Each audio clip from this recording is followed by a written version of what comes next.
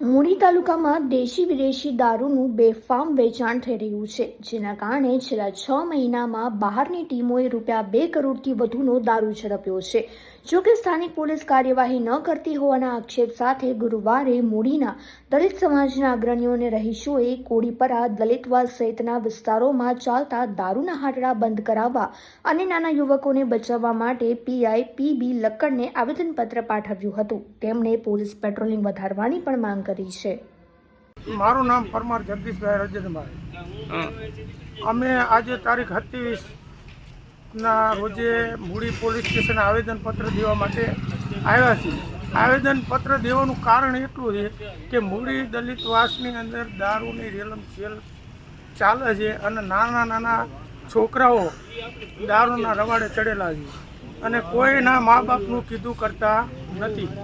તેમ છતાંય અમે આજે પોલીસ સ્ટેશન આવેદનપત્ર દેવા આવ્યા છીએ અને આવેદનપત્રની સાથે સાથે પેટ્રોલિંગનું પણ કીધું છે કે મૂળી ભીંડીપાથી રામજી મંદિરથી રામાપીરના મંદિર સુધી પોલીસ પ્રોટેક્શન આપવાની સાહેબ હારે વાત કરી છે.